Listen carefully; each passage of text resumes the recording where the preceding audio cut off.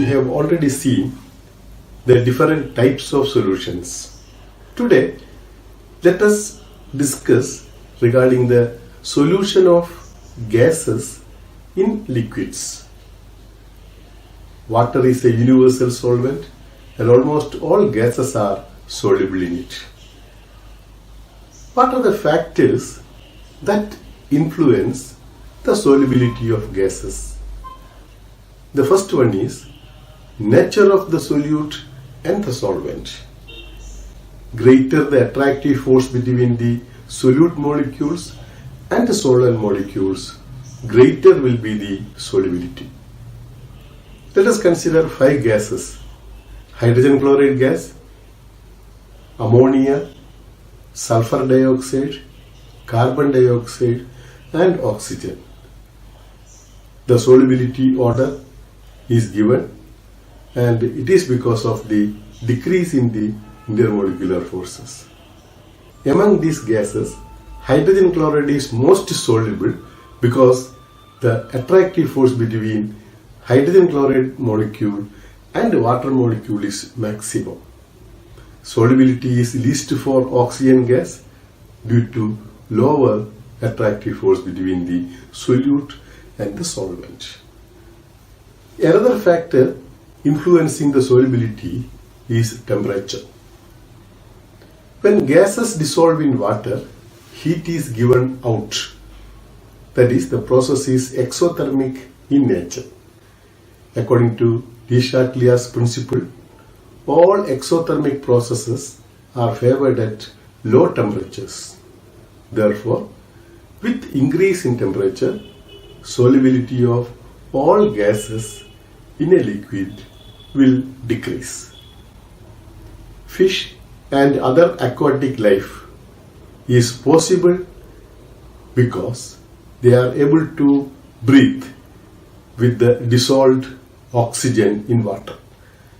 When temperature increases, quantity of dissolved oxygen will decrease and hence aquatic life will be difficult in hot water.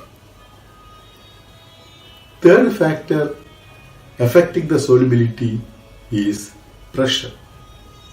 Increase in pressure increases the solubility of all gases. This is because increase in pressure leads to decrease in volume of the gas vapors. Decrease in volume leads to increase in concentration. So to maintain the dynamic equilibrium between the vapor and the solution, more amount of gas will go to the solution. So solubility of all gases increases with increase in pressure. When a soft drink like a cola bottle is opened, you might have heard the fizzing sound. Why is it so? It is because all soft drink contains carbon dioxide dissolved at high pressures. When you are opening the bottle, pressure decreases, so the dissolved gas comes out producing bubbles, and we call that as effervescence. Henry's law gives the relationship between solubility of a gas and the pressure. Henry's law states that the partial pressure of a gas in the vapor state is directly proportional to the mole fraction of the gas in the solution. Mathematically, P will be equal to KH into X, where KH is a constant called Henry's law constant. What are the characteristics of Henry's law constant? First one is the value of KH is a function of the solute as well as the solvent. That means every gas will have a KH value in a given solvent. When the solvent differ, the KH value also will be different. Secondly, we have the equation P equal to KH into X. So when pressure is constant, increase in value of KH will lead to decrease in the mole fraction of the gas in the solution. This means solubility of gases decreases with increase in the KH value. Consider the KH values of oxygen and nitrogen. For oxygen, the value is 34.86 into 10 power 3 bar, while for nitrogen it is 76.48 into 10 power 3 bar. So, which gas is having lower KH value? It is for oxygen.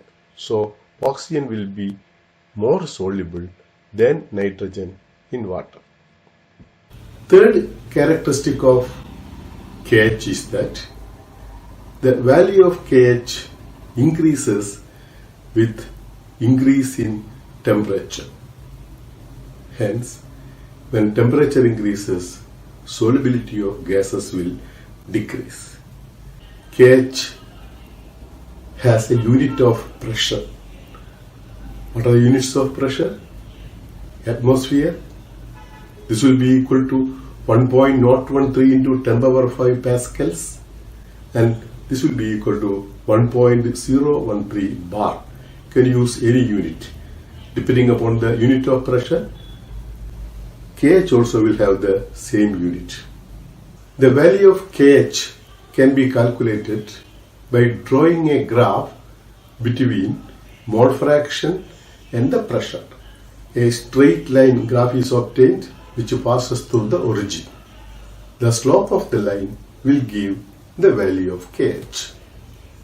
Now, look at the values of three gases: oxygen, nitrogen and helium. Which is having the lowest KH value? It is oxygen. So, it will have lowest slope also.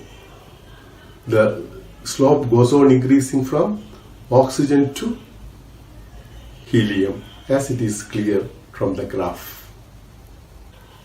Now I will show you a video taken at Kovalam.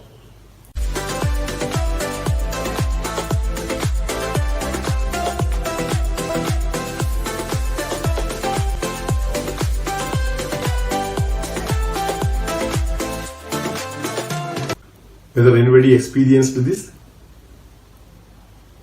No. What is this known as? This is scuba diving. You can see the scuba diver carrying a cylinder on the back.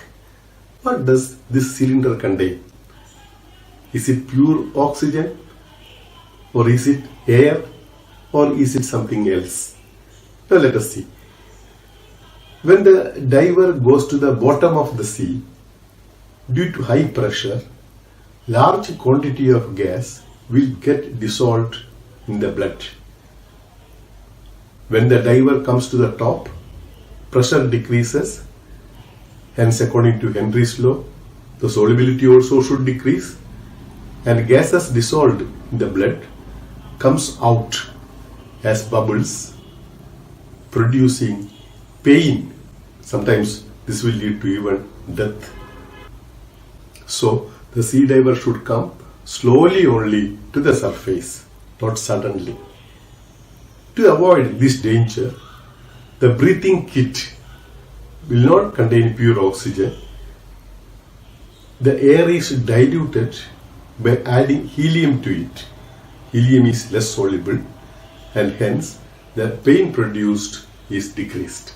So normally the scuba diver will be carrying a mixture of oxygen, nitrogen and helium to avoid paining in the blood vessels. In medical terms, this paining is called as bends. When we go to higher altitudes like a mountain, pressure will be less, and due to low pressure, the amount of dissolved oxygen in blood vessel decreases. Hence, the availability of oxygen will be less for tissues. This leads to weakness and memory loss. This fact is referred to as anoxia in medical terms.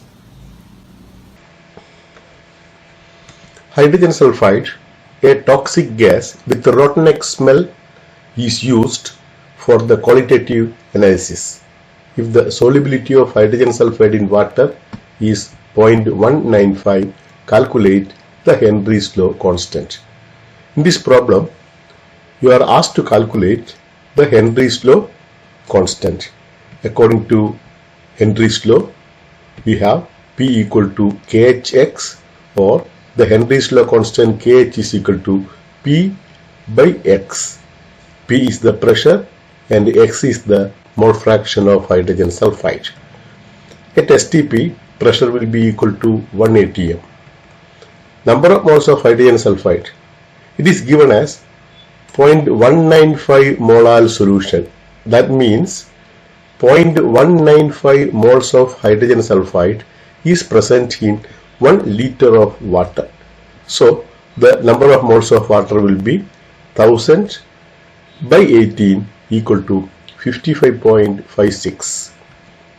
So mole fraction of hydrogen sulfide will be number of moles of hydrogen sulfide, namely 0.195, divided by the total number of moles, give you a value of 0.0035. Now let us calculate the value of Henry's law constant. P by X equal to 1 atm by 0.0035 equal to 285.71 atm.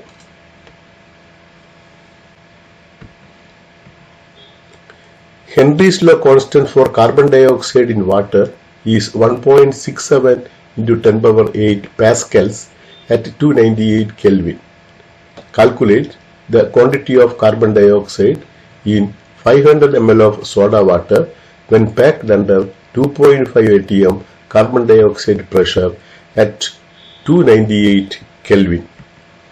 Here KH is given as 1.67 into 10 power 8 pascals.